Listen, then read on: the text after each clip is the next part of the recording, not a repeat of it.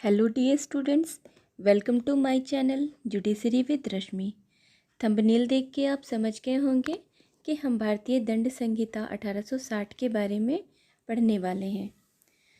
तो इससे पहले कि हम बेयर एक्ट को पढ़ना शुरू करेंगे, इसे समझना शुरू करेंगे, आप पेन पेपर और बेयर एक्ट लेकर के बैठेंगे। आपके पास बेयर एक्ट है तो आप बेयर एक्ट ओपन कर लेंगे, और अगर बेयर एक्ट नहीं भी है तो आप पेन पेपर लेके बैठिए। हम जो भी इम्पोर्टेंट फैक्ट्स बताएंगे वो आप नोट डाउन करते चलेंगे, क्योंकि आप जब भी कोई एग्ज़ाम देंगे लॉ से रिलेटेड, जो प्रीलिम्स टाइप ऑफ एग्ज़ाम होंगे जहाँ पे सब्जेक्टिव क्वेश्चन पूछे जाते हैं, तो वहाँ पे डायरेक्ट ये ऐसे क्वेश्चन पूछे जाते हैं। जैसे मैंने पेज में अंडरलाइन किया हुआ है, कुछ इम्पॉर्टेंट फैक्ट्स मैंने नोट डाउन किए हुए हैं, तो आपको इसी तरीके से अपने बेयर एक्ट को अंडरलाइन भी कर लेना है और नोट भी करते हुए चलना है। और आप अपने पेन पेपर तैयार रखेंगे, अपने पेपर पे भी आप इस चीज़ को नोट डाउन करते हुए चलेंगे, क्योंकि आप जब प्रीलिम्स के क्वेश्चन उठा के देखेंगे ना, आप प्रीवियस ईयर क्वेश्चन उठा करके देखिए, यही फैक्ट्स उठा करके पूछे जाते हैं। तो और इससे पहले कि हम भारतीय दंड संहिता 1860 के बारे में कुछ और पढ़ना शुरू करें, हम इसके बारे में थोड़ी जानकारी ले लेते हैं। भारतीय दंड संहिता 1860, इसे इंडियन पीनल कोड 1860 कहा जाता है, और उर्दू में हम इसे ताजीराते हिंद भी कहते हैं। इंडियन पीनल कोड को हम शॉर्ट फॉर्म में आईपीसी के रूप में जानते हैं। आईपीसी में धारा को दफ़ा कहा जाता है। आपने वो मूवी का सीन अभी याद किया, वो डायलॉग जिसमें बोलते हैं ताजीराते हिंद दफ़ा 302 के तहत, तो वो ताजीराते हिंद जो है हमारी भारतीय दंड संहिता है, और दफ़ा यानी हमारी भारतीय दंड संहिता की धारा। हम थोड़ी और जानकारी इकट्ठा कर लेते हैं भारतीय दंड संहिता के बारे में, तो इसे आगे पढ़ना आसान होगा।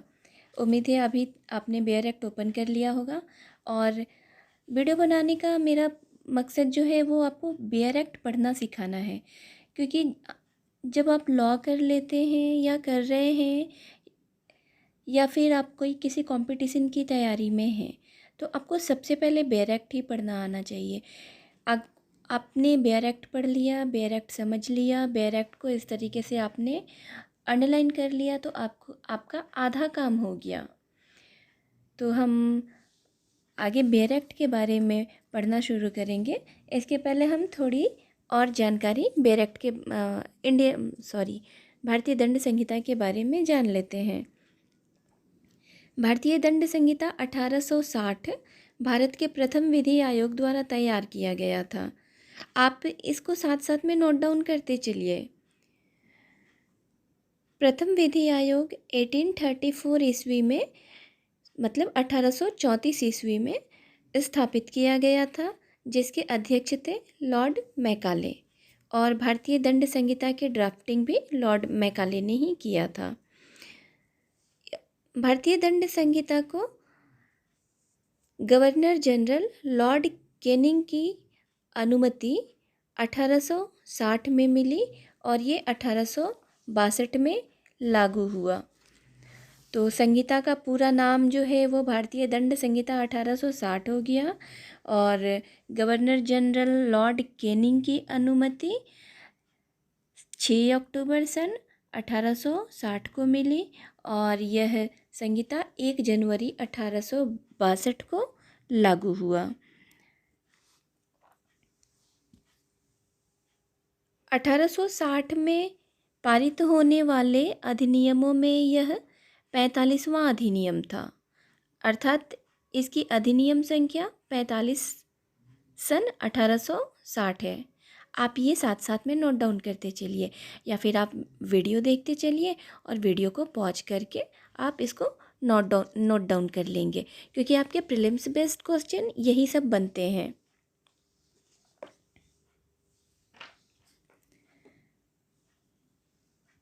आगे हम देखते हैं भारतीय दंड संहिता के बारे में पढ़ने के पहले इसके अध्याय और सेक्शंस के बारे में जान लेते हैं कि भारतीय दंड संहिता 1860 में कुल 23 अध्याय हैं और 511 धाराएं हैं। कभी कभी ऐसे भी क्वेश्चन पूछ देता है कि कितनी धाराएं हैं, कितने चैप्टर हैं, कौन सा चैप्टर किस टॉपिक से रिलेटेड है। इस तरीके से क्वेश्चन भी पूछा जाता है। अध्याय 1 देखते हैं आज हम। अध्याय 1 जो है वो हमारी प्रस्तावना के बारे में बात करता है। प्रस्तावना को उद्देशिका कहा जाता है। उद्देशिका में कह रहा है कि भारत के लिए एक साधारण दंड संहिता का उपबंध करना समीचीन है, अतः यह निम्नलिखित रूप में अधिनियमित किया जाता है। प्रस्तावना एक ओवरव्यू होता है। जैसे हम जब भारतीय संविधान पढ़ते हैं तो भारतीय संविधान की प्रस्तावना पढ़ने के बाद हमें संविधान का एक ओवरव्यू मिल जाता है। वैसे ही भारतीय दंड संहिता 1860 की प्रस्तावना हम अभी अध्याय 1 में धारा 1 से धारा 5 तक जानेंगे, जिससे हमें यह पता चल जाएगा कि भारतीय दंड संहिता कहाँ कहाँ लागू होती है, किन किन पर लागू होती है और कैसे कहाँ और किन कार्यों के लिए यह दंड संहिता दंडित करती है। तो हम सेक्शन 1 देखते हैं। सेक्शन 1 जो है वह संहिता का नाम, उसके प्रवर्तन या विस्तार के बारे में बात करता है। यह अधिनियम भारतीय दंड संहिता कहलाएगा और इसका विस्तार संपूर्ण भारत पर होगा। आप संपूर्ण भारत को आप अपनी बेयर एक्ट में अंडरलाइन कर लीजिए, कलरफुल बना लीजिए, आप जैसा आपको समझने में अच्छा लगे। एग्जाम्पल के तौर पे मैं ये पेज आपको दिखा रही हूँ, इसको मैंने पहले से कलर कर लिया है, जिससे हमारा समय बचेगा। अभी संपूर्ण भारत इस शब्द का मतलब समझते हैं हम। धारा 1 जो है वो ये बता रही है कि भारतीय दंड संहिता संपूर्ण भारत पर लागू होगा। 31 अक्टूबर 2019 के पहले जब जम्मू कश्मीर में अनुच्छेद 370 के तहत विशेषाधिकार प्राप्त था, तो उसके तहत आईपीसी जो है वो जम्मू कश्मीर में लागू नहीं होती थी। तो जम्मू कश्मीर के लिए एक अलग से रणवीर दंड संहिता लागू होता था। आप इसको नोट डाउन कर लेंगे। ये पूछ सकता है कि 31 अक्टूबर 2019 के पहले जम्मू कश्मीर में कौन सी संहिता लागू होती थी या भारतीय दंड संहिता की जगह क्या लागू होती थी। तो आप इसको नोट डाउन कर लीजिए कि 31 अक्टूबर 2019 के पहले जम्मू कश्मीर में भारतीय दंड संहिता लागू नहीं होती थी, बल्कि जम्मू कश्मीर के लिए रणवीर दंड संहिता लागू किया जाता था और उसके जो भी उपबंध होते थे वो आईपीसी के समान होते थे। और आपके पास अगर पुराना बेयर एक्ट होगा तो उसमें ये लिखा होगा कि संहिता की धारा 1 के अनुसार संहिता का विस्तार जम्मू कश्मीर को छोड़कर पूरे भारत पर है। लेकिन 31 अक्टूबर 2019 के अपडेट होने के बाद आपके पास नई बेयर एक्ट होगी, तो उसमें ये लिखा होगा कि संहिता का विस्तार संपूर्ण भारत पर होगा। तो मेरे आपको बहुत अच्छे से क्लियर हो गया होगा कि संहिता का नाम क्या है। तो संहिता की नाम है भारतीय दंड संहिता 1860 है और संहिता के प्रवर्तन का विस्तार क्या है, तो संपूर्ण भारत। और ये आपको मैंने पहले बता ही दिया है कि यह भारतीय दंड संहिता जो है यह अधिनियमित हुई है 6 अक्टूबर 1860 को और लागू हुई है 1 जनवरी 1862 को। जैसे हमारा भारतीय संविधान है वह 26 नवंबर 1949 को अधिनियमित माना जाता है और लागू होने की तिथि 26 जनवरी 1950 है। ये मैं भारतीय संविधान के लिए कह रही हूँ। उसी प्रकार भारतीय दंड संहिता 1860 भी इसके अधिनियमित होने की तिथि 6 अक्टूबर 1860 है और लागू होने की तिथि इस लागू होने की तिथि को प्रवर्तन तिथि भी कहा जाता है। नोट डाउन कर लीजिए, लागू होने को ही प्रवर्तन होना कहते हैं। तो 1 जनवरी 1862 भारतीय दंड संहिता के प्रवर्तन की तिथि है। हम संहिता की धारा 2 देखते हैं। धारा 2 ये कहता है कि भारत के भीतर किए गए अपराधों का दंड, यानी हर व्यक्ति इस संहिता के उपबंधों के प्रतिकूल हर कार्य या लोप के लिए जिसका वह भारत के भीतर दोषी होगा, इसी संहिता के अधीन दंडनीय होगा। आपको जैसे पेज में दिख रहा है, हर व्यक्ति कलर किया हुआ है, हर कार्य या लोप के लिए कलर किया है, तो इसको आप भी अपने पेयर एक्ट में अंडरलाइन कर लीजिए। अब हम समझते हैं कि हर व्यक्ति का क्या मतलब है, हर कार्य या लोप, इन शब्दों का क्या मतलब है। तो हर व्यक्ति इस संहिता के उपबंधों के प्रतिकूल कार्य या लोप के लिए जिसका वह भारत के भीतर दोषी होगा, इस संहिता के अधीन दंडनीय होगा, अन्यथा नहीं। तो हर व्यक्ति से तात्पर्य है देशी या विदेशी, यानी देशी और विदेशी दोनों व्यक्तियों से हर व्यक्ति का मतलब है। यह आप नोट डाउन कर लीजिए, या आप हर व्यक्ति के ऊपर एरो बना करके देशी और विदेशी दोनों व्यक्ति, ये भी ऐसे भी लिख सकते हैं। आपको जैसी सुविधा होगी आप अपने हिसाब से उसको समझ लीजिए। यदि कोई विदेशी भारत में आकर आईपीसी के प्रतिकूल कोई कार्य या लोप करता है,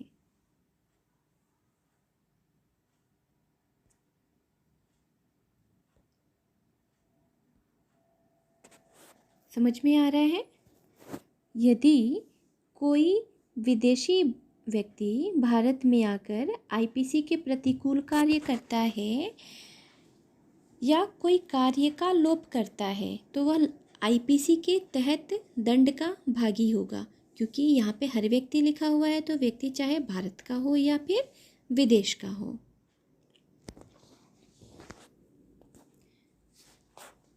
इसके तहत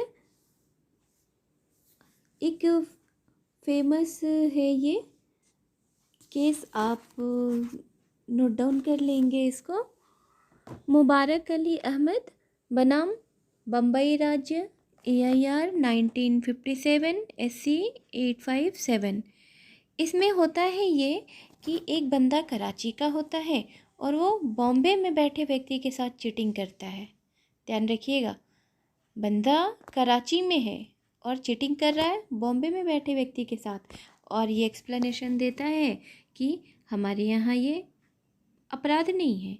लेकिन व्यक्ति कहीं का भी हो, आईपीसी क्या कह रहा है कि हर व्यक्ति, तो बंदा वो कराची का ही क्यों नहीं हो, लेकिन उसने चीटिंग किसके साथ की है, भारतीय व्यक्ति के साथ, तो वह भारत के भीतर दोषी होगा और संहिता के अधीन वह दंडनीय भी होगा। तो उम्मीद है ये बात आपको अच्छे से समझ में आ गई होगी।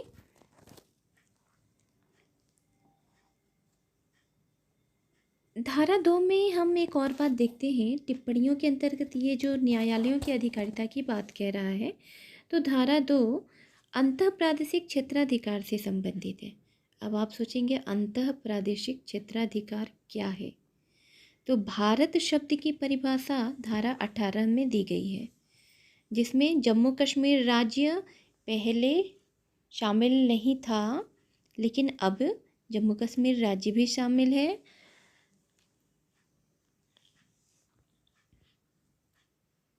भूमि से, हमारी जो भारतीय भूमि है उससे 12 नॉटिकल मील तक की समुद्र में दूरी भारत का ही राज्य क्षेत्र माना जाता है, तथा इसके अंदर यदि कोई व्यक्ति अपराध करता है तो वह धारा 2 के तहत दंड का भागी होगा।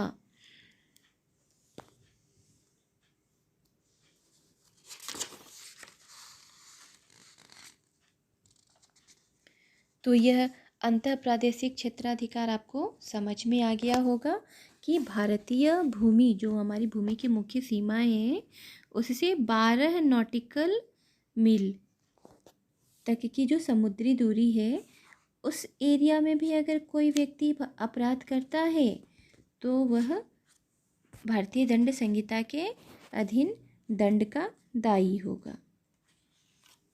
धारा 3 देखते हैं। धारा 3 भारत से परे किए गए किंतु उसके भीतर विधि के अनुसार विचारणीय अपराधों का दंड, यह कहता है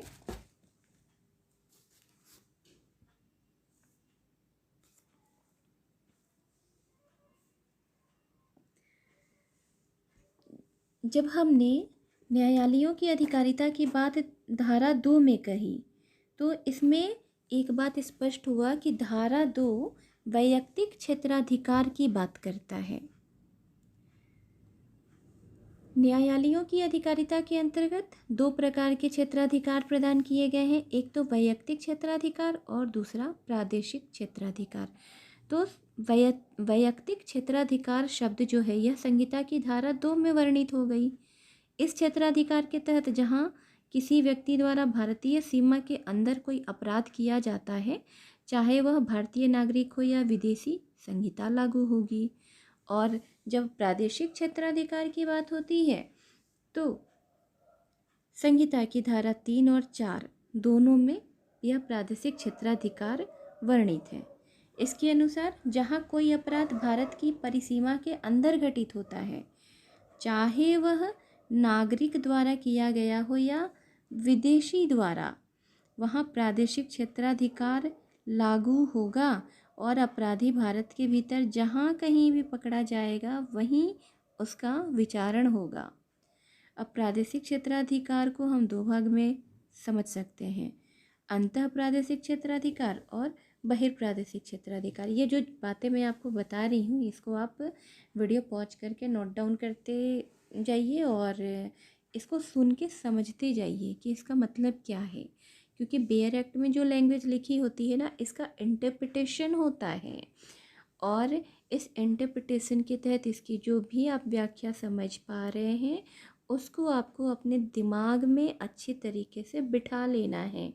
ये न्यायालयों की क्षेत्राधिकारिता और ये भारत के भीतर विधि के अनुसार विचारणीय अपराधों का दंड, ये सब जब आप जो भी अभी मैंने समझाया उसको आप समझते हुए लिखते हुए चलिए। इसको कई बार पढ़ेंगे, 2 बार 3 बार 4 बार, आपको ये बातें समझ में आ जाएंगी। तो अभी हमने बताया कि प्रादेशिक क्षेत्राधिकार को 2 भागों में बांटा जा सकता है। पहला तो हम अंतः प्रादेशिक क्षेत्राधिकार के रूप में जानते हैं और दूसरा बहिर्प्रादेशिक क्षेत्राधिकार। अंतः प्रादेशिक क्षेत्राधिकार वह है जिसमें किसी व्यक्ति द्वारा भारत की सीमा के अंदर यानी भारतीय सीमा के भीतर अपराध किया जाता है। धारा 2 अंतः प्रादेशिक क्षेत्राधिकार से संबंधित है। अभी हम जब धारा 2 के बारे में बात कर रहे थे तो बात बताया। और बहिर्प्रादेशिक क्षेत्राधिकार वह है जहाँ किसी भारतीय नागरिक द्वारा भारत की सीमा के बाहर अपराध किया जाता है। ऐसा व्यक्ति भारतीय न्यायालयों द्वारा विचारित और दंडित हो सकता है। तो यह बात आपको समझ में आ गई। भारतीय सीमा के तहत भारत में रजिस्ट्रीकृत पोत, जब हम धारा 4 देखते हैं तो राज्य क्षेत्रातीत अपराधों पर संहिता का विस्तार बताता है कि भारतीय सीमा के तहत भारत में रजिस्ट्रीकृत पोत, वायुयान, भारत की समुद्री सीमा, वायुमंडलीय क्षेत्र, ये सभी भारतीय परिसीमा के तहत आते हैं। अब भारत में रजिस्ट्रीकृत किसी पोत या विमान पे अपराध हो गया, ठीक है। अब मान लीजिए कि कोई विमान है वो कनाडा के वैंकूवर में है, लेकिन वह जो विमान है उसका रजिस्ट्री जो है वो भारत में हुआ है, विमान की रजिस्ट्री भारत में हुई है और वो है विमान इस वक्त कनाडा के वैंकूवर में, और वहाँ पर किसी व्यक्ति द्वारा अपराध होता है तो भी भारतीय दंड संहिता उस पर लागू होगी। समझ में आ गया। रजिस्ट्रीकृत कहाँ हुई है? भारत में। और वो विमान है कहाँ? पोत या विमान वो विदेश में किसी भी स्थान पर, यूक्रेन में है, रसिया में है, कहीं भी मान लीजिए, और उस पर कोई अपराध हो गया, किसी भी व्यक्ति द्वारा हो गया, तो अपराध कैसा होगा? भारतीय दंड संहिता के तहत होगा। यानी भारतीय दंड संहिता उस विमान पर किए गए अपराध पर लागू होगी। स्थानीय विधि द्वारा परिभाषित अपराध, मार्शल लॉ आदि मामले में संहिता को अपवर्जित किया गया है। यह धारा 5 बताती है। जब हम धारा 5 के बारे में देखते हैं तो कहती है, कुछ विधियों पर इस अधिनियम द्वारा प्रभाव न डाला जाना, यानी कुछ ऐसी विधियां हैं जिस पर यह अधिनियम प्रभावी नहीं होता है। इस अधिनियम में कोई बात भारत सरकार की सेवा के ऑफिसर, सैनिक हो गए, नौसैनिक हो गए, वायु सैनिक हो गए, है ना, इनके द्वारा विद्रोह या अभित्यजन को दंडित करने वाले किसी अधिनियम के उपबंधों या किसी विशेष या स्थानीय वेद के उपबंधों पर प्रभाव नहीं डालेगी। इसका हम मतलब समझ लेते हैं कि जैसे आपने धारा 2 में देखा कि हर व्यक्ति, अभी हम धारा 5 के बारे में पढ़ रहे थे, चलते हैं धारा 2 पर, जहाँ लिखता है हर व्यक्ति संहिता के उपबंध के प्रतिकूल हर कार्य या लोप के लिए भारत के भीतर दोषी होगा। ठीक है, तो हर व्यक्ति तो दोषी होगा, लेकिन इसके कुछ एक्सेप्शन भी हैं। आप इसको नोट डाउन कर लीजिए। अभी हम धारा 2 की बात बता रहे हैं कि हर व्यक्ति तो दंडित होगा भारतीय दंड संहिता के हिसाब से, अगर उसने कोई कार्य का लोप किया है या कोई ऐसा कार्य किया है जो कि आईपीसी के प्रतिकूल है, जो आईपीसी में वर्जित है। ऐसा कार्य करने पे उसे दंड होगा।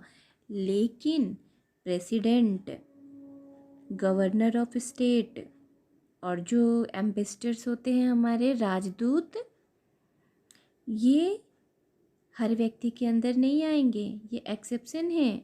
इन पे अपराधों का दंड लागू नहीं होगा। और इसी से जोड़ करके हम सेक्शन 5 देखते हैं। सेक्शन 5 क्या कह रहा है? यही तो कह रहा है कि कुछ विधियों पर इस अधिनियम द्वारा प्रभाव न डाला जाना। यानी अभी तो बात हुई थी कि आईपीसी संपूर्ण भारत पर लागू है, और अभी यहाँ सेक्शन 5 बता रहा है कि कुछ विधियों पर प्रभावी नहीं है। हाँ, तो सेवा के जो ऑफिसर्स हो गए, वायु सैनिक हो गए, नौसैनिक हो गए, और जो हमारे आर्मी हो गए, यानी सेवा के ऑफिसर्स और सैनिक। सेवा में 2 ही तरीके की पोस्ट होती है, एक सैनिकों की होती है, एक ऑफिसर की होती है। तो तीनों सेवाओं के ऑफिसर, ओके, और तीनों सेवाओं के सैनिक, तीनों सेवा मतलब आप समझ गए, एयरफोर्स, आर्मी और नेवी।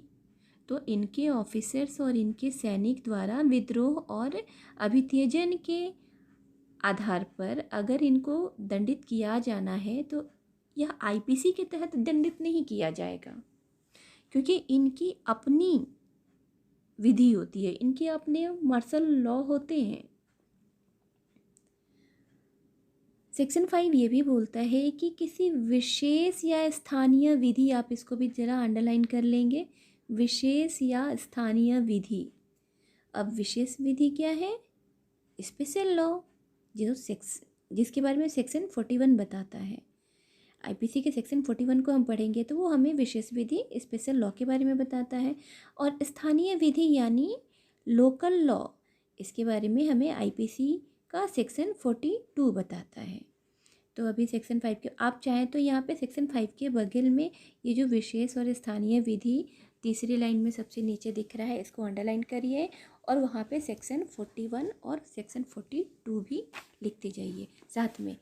प्लस सेक्शन 5 के पास आप प्लस सेक्शन 2 भी लिख सकते हैं, क्योंकि सेक्शन 2 में भी कुछ एक्सेप्शंस है और सेक्शन 5 भी ये कहता है कि कुछ विधियों पर यह प्रभावी नहीं होगा। तो इस प्रकार से हमने आज चैप्टर 1 पढ़ लिया। चैप्टर 1 में हमने क्या क्या देखा, सेक्शन 1 से लेके सेक्शन 5 तक हमने क्या समझा। भारत के लिए जो हमारी भारतीय दंड संहिता है 1860 है, तो भारतीय दंड संहिता 1860 कहाँ प्रवर्तित होगी, किन किन अपराधों के लिए दंड किया जाएगा, कहाँ किए गए अपराधों के लिए दंड किया जाएगा, और किन किन व्यक्तियों को दंडित किया जाएगा। अपराध वो कहाँ हुए हैं, भारत के भीतर या भारत के बाहर, और भारत के भीतर यानी भारतीय सीमा में कौन कौन से जगह आ जाएंगे, तो भारत की मुख्य सीमा के अलावा समुद्री सीमा जो 12 नॉटिकल मील तक होती है, और भारत के बाहर भी अगर कोई अपराध होता है, भारत के बाहर अपराध होने की स्थिति क्या होगी कि वह अपराध किसी विदेश में कोई विदेशी व्यक्ति करता है, लेकिन प्रभावी कौन होता है? इंडियन व्यक्ति। और अपराध अपराध तो उसने विदेश में किया, हो सकता है उसकी कंट्री के हिसाब से वो काम अपराध नहीं है, लेकिन प्रभावी होने वाला व्यक्ति भारतीय व्यक्ति है, तो भारतीय दंड संहिता उस पर लागू होगी, क्योंकि सेक्शन 2 तो कह रहा है हर व्यक्ति। तो इस तरीके से हमने सेक्शन 1, 2, 3, 4, 5 पढ़ते हुए चैप्टर 1 आज पूरा कर लिया। अगर आपने यहाँ तक वीडियो पूरा देखा है, सुना है, तो इसे लाइक, सब्सक्राइब और शेयर भी कर सकते हैं। और आपको कैसा लगा? अगर आपने इतना वीडियो देखने के बाद अपने अंदर कुछ वैल्यू ऐड पाया, तो आप कमेंट में बता सकते हैं। इसके अलावा आप कमेंट में ये भी बता सकते हैं कि आपको और कौन कौन से सब्जेक्ट्स पे वीडियो चाहिए, कौन कौन से टॉपिक पे वीडियो चाहिए, तो मैं उस पर वीडियो बना दूँगी। Thank you.